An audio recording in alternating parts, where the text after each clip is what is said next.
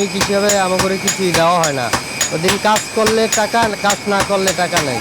এখন বর্তমান যে যুগ আছে এখন কোটিং এ দাঁড়াচ্ছে। দেশে যত শ্রমিক আছেন তাদের 85%ই অপ্রাতিষ্ঠানিক, অর্থাৎ তারা কোথাও মাসিক বেতনে চাকরি করেন না। আবার চাকরি রয়েছে এমন খাত উপখাতের প্রায় অর্ধেকেরই নেই ন্যূনতম মজুরি, আর নারী শ্রমিকরা বরাবরই অবহেলিত। সব মিলিয়ে সুরক্ষার বাইরে দেশের প্রায় 5 কোটি শ্রমিক। এমন পরিস্থিতিতে বছর ঘুরে আবারও এসেছে বিশ্ব শ্রমিক দিবস, যার পরিচিতি মহান মে দিবস নামে। সেলিম খানের ক্যামেরায় রিশাদ হাসানের রিপোর্ট।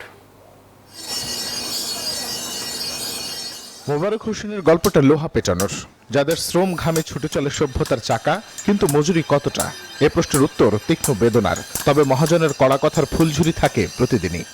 নিরাপত্তা নাই, কোনো ভাতও নাই, নিজে পরিশ্রম করে কাম করুম, বেতন পাবো, এই এছাড়া কোনো লাইন নেই। প্রায় 10 বছর কাঠের দোকানে খাটেন সাদ্দাম মিয়া। কাজের ঝুঁকি আছে, কিন্তু নেই কোনো ভাতা বা সুবিধা। আছে রিক্স তো আছে, কাজ করলে রিক্স, আবার সুবিধা আছে না। সেন্টার ফর পলিসি ডায়ালগ ও আন্তর্জাতিক শ্রম সংস্থার তথ্য বলছে সুরক্ষার বাইরে দেশের প্রায় 5 কোটি মানুষ, যাদের কাছে নেই কোনো প্রাতিষ্ঠানিক নিয়োগপত্র। তাই তাদের জন্য নেই নির্ধারিত কোনো ছুটি, বীমা বা মজুরি কাঠামো। এমন শ্রমিকদের অধিকার প্রতিষ্ঠা করতেই মে দিবসের জন্ম, কিন্তু এই দিবস তাদের কাছে লোকমুখে শোনা কোনো এক গল্প। শ্রমিক হিসেবে আমাকে কিছু দেওয়া হয় না। ওদিন কাজ করলে টাকা, কাজ না করলে টাকা নেই। এখন বর্তমান যে যুগ আছে এখন কোটিং এ দাঁড়াচ্ছে। গবেষণা বলছে দেশের 142টি খাত উপখাতের 84টিতেই নেই ন্যূনতম মজুরি ব্যবস্থা। সপ্তাহে 1 ঘন্টা কাজ না পেলে বেকার। আইএলওর এমন সংজ্ঞায় দেশে বেকার প্রায় 4 কোটি। 85% শ্রমিকই অপ্রাতিষ্ঠানিক। তাদের সুযোগ সুবিধার কথা বলেন কজন। কোনো সময় পায় না, কেউই পাই, এগুলি বললে লাভ নেই। শ্রমিকের দাবি দাবা বললে কথা ঠিক, কিন্তু এগুলো আসে না, এগুলো পায় না।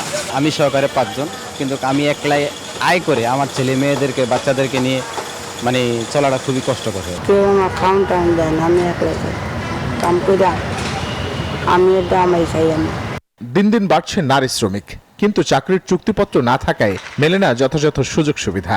মাতৃত্বকালীন ছুটিতেও তাদের কাছে সোনার হরিণ। আনুষ্ঠানিক হিসেবের বাইরে থেকেও যারা দেশের অর্থনীতির চাকাকে সচল রাখেন তারা অপ্রাতিষ্ঠানিক শ্রমিক।